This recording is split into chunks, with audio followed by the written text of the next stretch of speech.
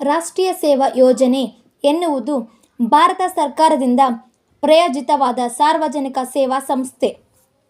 ಇದನ್ನು ನಡೆಸುವವರು ಭಾರತ ಸರ್ಕಾರದ ಯುವಜನ ಸೇವಾ ಮತ್ತು ಕ್ರೀಡಾ ಇಲಾಖೆ, department of youth affairs and sports. ಗಾಂಧೀಜಿಯವರ ಶತವರ್ಷವಾದ 1969ರಲ್ಲಿ ಈ ಯೋಜನೆಗೆ ಚಾಲನೆ ನೀಡಲಾಯಿತು. ಈ ಸಂಸ್ಥೆಯ ಮುಖ್ಯ ಉದ್ದೇಶವು ಭಾರತೀಯ ವಿದ್ಯಾರ್ಥಿಗಳ ವ್ಯಕ್ತಿತ್ವವನ್ನು ಸಾರ್ವಜನಿಕ ಸೇವೆಯ ಮೂಲಕ ಅಭಿವೃದ್ಧಿಗೊಳಿಸುವುದಾಗಿದೆ. ಈ ಸ್ವಯಂ ಪ್ರೇರಿತ ಸಂಸ್ಥೆಯ ಮೂಲ ತತ್ವವು ವಿದ್ಯಾರ್ಥಿಗಳಿಗೆ ಲೋಕಸೇವೆಯ ಮೂಲಕ ರಾಷ್ಟ್ರ ನಿರ್ಮಾಣದ ಕಾರ್ಯಗಳಲ್ಲಿ ಒಳಗೊಂಡಂತಹ ಅನುಭವವನ್ನು ನೀಡುವುದು ಹಾಗೂ ಇದರೊಂದಿಗೆ ರಾಷ್ಟ್ರಪ್ರೇಮ ಮತ್ತು ಸೇವಾ ಭಾವನೆಗಳನ್ನು ಬೆಳೆಸುವುದಾಗಿದೆ. ಎನ್ಎಸ್ಎಸ್ ಎಂದರೇನು? ಎನ್ಎಸ್ಎಸ್ ಎಂದರೆ ನಾನು ಸದಾ ಸಿದ್ಧ ಅಥವಾ ನಾನು ಶಿಸ್ತಿನ ಸಿಪಾಯಿ ಎಂದು ಅರ್ಥ. ಎನ್ಎಸ್ಎಸ್ನವರು ದೇಶ ಕಟ್ಟುತ್ತಾರೆ, ಎನ್ಸಿಸಿಯವರು ದೇಶವನ್ನು ರಕ್ಷಿಸುತ್ತಾರೆ. ಎನ್ಎಸ್ಎಸ್ನವರು ಕಟ್ಟುವ ಮತ್ತು ಮೆತ್ತುವ ಕೆಲಸ. ಇದರಿಂದ ಶ್ರಮದ ಮಹತ್ವ, ಡಿಗ್ನಿಟಿ ಆಫ್ ಲೇಬರ್ ವಿದ್ಯಾರ್ಥಿಗಳಿಗೆ ತಿಳಿಯುತ್ತದೆ. ಸೇವೆಗೆ ಸದಾ ಸಿದ್ಧ ಎಂದರ್ಥ. ರಾಷ್ಟ್ರೀಯ ಸೇವಾ ಯೋಜನೆ ಈ ಸಂಘಟನೆಯನ್ನು ಕಾಲೇಜಿಗೆ ಹೋಗುವ ವಿದ್ಯಾರ್ಥಿಗಳಿಗೆ ಸಮಾಜ ಸೇವೆಯ ಬಗೆಯಲ್ಲಿ ತಿಳಿಯಲು ಇರುವ ಒಂದು ಸರ್ಕಾರದ ಯೋಜನೆ. ಗಾಂಧೀಜಿಯವರ ಸರ್ವೋದಯ ತತ್ವದ ನೆಲೆಯಲ್ಲಿ ಯೋಚನೆ ಮಾಡುವಾಗ ಇಂತಹ ಒಂದು ವಿಚಾರವನ್ನು ಅನುಷ್ಠಾನಕ್ಕೆ ತಂದರು. ಹೀಗೆ ಎನ್ಎಸ್ಎಸ್ ಎಂಬ ಪರಿಕಲ್ಪನೆ ಬಂತು. ಮೊದಲು ಪದವಿ ಕಾಲೇಜುಗಳಲ್ಲಿ ಮತ್ತು ಸ್ನಾತಕೋತ್ತರ ಕೇಂದ್ರಗಳಲ್ಲಿ ಇದ್ದ ಎನ್ಎಸ್ಎಸ್ ನಂತರ ಪಿಯುಸಿ ಹಾಗೂ ಈಗ ಹೈಸ್ಕೂಲ್ ವಿಭಾಗದ ವಿದ್ಯಾರ್ಥಿಗಳಿಗೂ ವಿಸ್ತರಣೆಯಾಗಿದೆ. ಎನ್ಎಸ್ಎಸ್ನ ಆರಂಭ 1969 ಸೆಪ್ಟೆಂಬರ್ 24ರಂದು ನಮ್ಮ ರಾಷ್ಟ್ರದಲ್ಲಿ ಎನ್ಎಸ್ಎಸ್ ಆರಂಭವಾಯಿತು. ಮಹಾತ್ಮ ಗಾಂಧೀಜಿಯವರು ಭಾರತ ದೇಶದಲ್ಲಿ ಗ್ರಾಮ ಸ್ವರಾಜ್ಯದ ಕನಸನ್ನು ಕಂಡವರು. ಅದರ ಪ್ರತಿಫಲವೇ ರಾಷ್ಟ್ರೀಯ ಸೇವಾ ಯೋಜನೆಯಾಗಿ ರೂಪುಗೊಂಡಿತು. ಆರಂಭದಲ್ಲಿ 40,000 ವಿದ್ಯಾರ್ಥಿಗಳಿದ್ದ ಈ ಯೋಜನೆ ಪ್ರಸ್ತುತ ಒಂದೊಂದು ವಿಶ್ವವಿದ್ಯಾನಿಲಯದಲ್ಲಿ 10,000ಕ್ಕಿಂತಲೂ ಹೆಚ್ಚು ವಿದ್ಯಾರ್ಥಿಗಳಿದ್ದಾರೆ. ಎನ್ಎಸ್ಎಸ್ ಘಟಕ ಎಲ್ಲ ಕಾಲೇಜುಗಳಲ್ಲಿ ಇರುತ್ತದೆ. ಒಂದು ಘಟಕ ಎಂದರೆ 100 ವಿದ್ಯಾರ್ಥಿ ಸ್ವಯಂ ಸೇವಕರು ಇರುತ್ತಾರೆ. ಇವರಿಗೆ ಒಬ್ಬರು ಯೋಜನಾಧಿಕಾರಿ ಇರುತ್ತಾರೆ. ಊರಲ್ಲಿ ಬೇರೆ ಬೇರೆ ಕಡೆ ಸ್ವಚ್ಛತೆ, ಶ್ರಮದಾನ, ಉಪನ್ಯಾಸಗಳು, ರಾಷ್ಟ್ರೀಯ ಹಬ್ಬದ ಆಚರಣೆಯ ಸಂಘಟನೆಯ ಮೂಲಕ ನಡೆಯುತ್ತದೆ. ರಾಷ್ಟ್ರೀಯ ಸೇವಾ ಯೋಜನೆಯನ್ನು 4 ದಶಕಗಳು ಕ್ರಮಿಸಿದೆ. ಈ ಯೋಜನೆಯನ್ನು ನಮ್ಮ ರಾಷ್ಟ್ರ ನಾಯಕರು ಮತ್ತು ಶಿಕ್ಷಣವೇತ್ತರು ದೇಶದ ಯುವ ಜನರಿಗಾಗಿಯೇ ರೂಪಿಸಿ ಅನುಷ್ಠಾನಗೊಳಿಸಿದ್ದಾರೆ. ಭಾರತವು ಉಜ್ವಲ ಭವಿಷ್ಯವನ್ನು ಹೊಂದಬೇಕಾದರೆ ಯುವ ಜನಾಂಗ ಯಾವ ಮಾರ್ಗದಲ್ಲಿ ತಮ್ಮ ಬದುಕನ್ನು ಸಾಗಿಸಬೇಕೆಂಬ ಚಿಂತನೆಗಳ ಒಂದು ಶ್ರೇಷ್ಠ ಮಾರ್ಗವೇ ರಾಷ್ಟ್ರೀಯ ಸೇವಾ ಯೋಜನೆ. ಈ ಯೋಜನೆ ಮಹಾತ್ಮ ಗಾಂಧೀಜಿ ಅವರ ಮಾನಸಿಕ ಶಿಶು. ರಾಷ್ಟ್ರಪಿತ ಮಹಾತ್ಮ ಗಾಂಧೀಜಿ ಅವರು ಶಿಕ್ಷಣದ ಧ್ಯೇಯೋದ್ದೇಶದ ಬಗ್ಗೆ ನೀಡಿರುವ ಅಭಿಪ್ರಾಯ ಸರ್ವಕಾಲಿಕ ಸತ್ಯ. ಅವರು ಶಿಕ್ಷಣದ ಧ್ಯೇಯೋದ್ದೇಶವನ್ನು ಹೀಗೆ ತಿಳಿಸಿದ್ದಾರೆ: ಶಾಲಾ ಕಾಲೇಜಿಗೆ ಹೋಗಿ ಉದ್ಯೋಗದ ಆಸೆಯಿಂದ ಕಲಿಯುವ ವಿದ್ಯಾಭ್ಯಾಸ ವ್ಯಕ್ತಿತ್ವವನ್ನು ರೂಪಿಸುವುದಿಲ್ಲ. ಅದು ಹಣ, ಅಧಿಕಾರಗಳನ್ನು ಗಳಿಸಿಕೊಡಬಹುದು ಅಷ್ಟೇ. ಆದರೆ ನನ್ನ ವಿಶ್ವವಿದ್ಯಾನಿಲಯದ ಕಲ್ಪನೆಯೇ ಬೇರೆ. ಅಲ್ಲಿ ಅನುಭವ ಮತ್ತು ಪರಿಶ್ರಮದಿಂದ ಬಾಳು ರೂಪಿತವಾಗಬೇಕು. ಶಾಂತಿ, ಅಹಿಂಸೆ ಮತ್ತು ಪರಸ್ಪರ ಪ್ರೀತಿಯಿಂದ ಬದುಕುವುದನ್ನು ಕಲಿಯಬೇಕು. ಆಗಲೇ ರಾಷ್ಟ್ರದ ಅಭ್ಯುದಯ ಸಾಧ್ಯ. ಅವರ ಆಶಯದಂತೆ ಅನುಭವ ಮತ್ತು ಪರಿಶ್ರಮಕ್ಕೆ ರಾಷ್ಟ್ರೀಯ ಸೇವಾ ಯೋಜನೆಯಲ್ಲಿ ಹೆಚ್ಚು ಒತ್ತು ಕೊಡಲಾಗಿದೆ.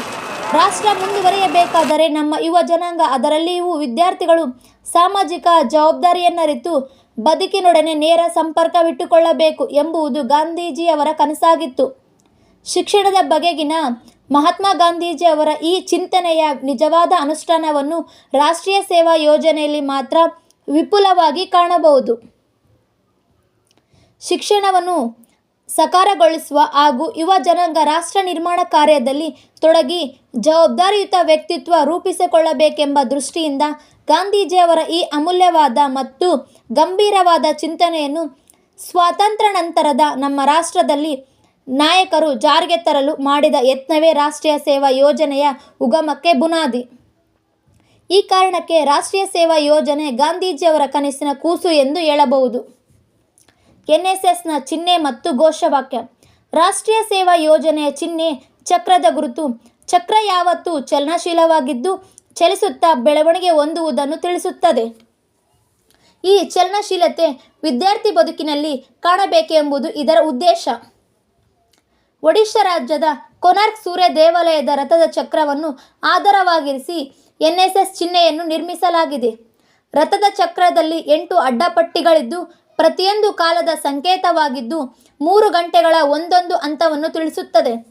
ಸ್ವಯಂ ಸೇವಕ 24 ಗಂಟೆಗೂ ಸೇವೆಗೆ ಲಭ್ಯನಿದ್ದಾನೆ ಎಂದು ತಿಳಿಸುತ್ತದೆ. ಚಿಹ್ನೆಯಲ್ಲಿ ಕೆಂಪು, ಬಿಳಿ, ನೀಲಿ ಬಣ್ಣಗಳಿವೆ.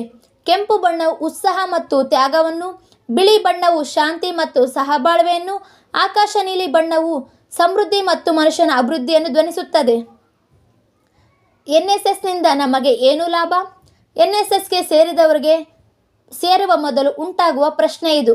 ಸಮಾಜ ಸೇವೆಯಿಂದ ನಮಗೇನು ಲಾಭವೆಂದು ಅದರಲ್ಲಿ ತೊಡಗಿದ ಮೇಲೆ ಗೊತ್ತಾಗುವುದು.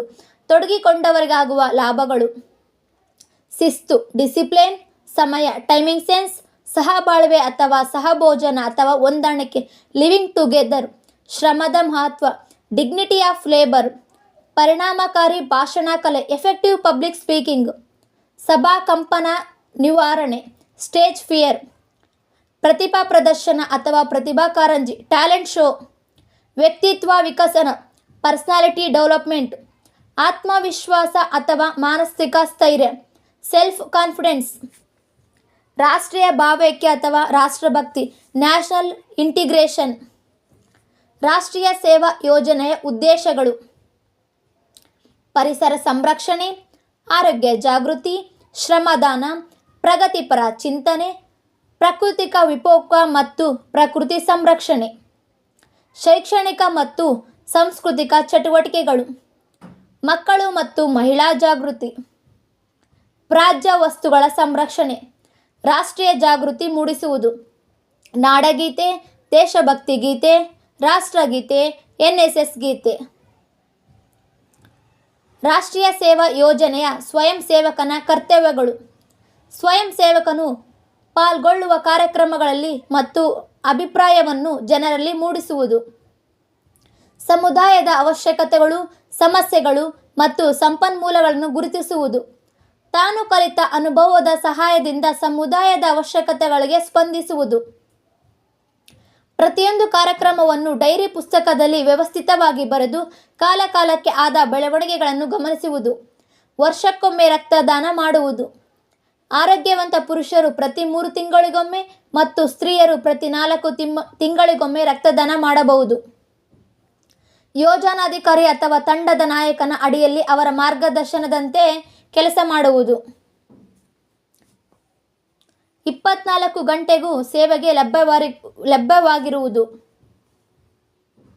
ರಾಷ್ಟ್ರೀಯ ಸೇವಾ ಯೋಜನೆಯ ಎಲ್ಲ ಕಾರ್ಯಕ್ರಮಗಳಲ್ಲಿ ಸಕ್ರಿಯವಾಗಿ ಪಾಲ್ಗೊಳ್ಳುವುದು. ಶಿಸ್ತು, ಸಮಯ ಪಾಲನೆ, ಸಹಬಾಳ್ವೆ, ಶ್ರಮದಾನ ಇತ್ಯಾದಿಗಳನ್ನು ಚಾಚು ತಪ್ಪದೆ ಪಾಲಿಸುವುದು. ಕೆಲಸ ಮಾಡುವಾಗ ಕಡ್ಡಾಯವಾಗಿ ರಾಷ್ಟ್ರೀಯ ಸೇವಾ ಯೋಜನೆಯ ಬ್ಯಾಡ್ಜ್ ಅನ್ನು ಧರಿಸುವುದು.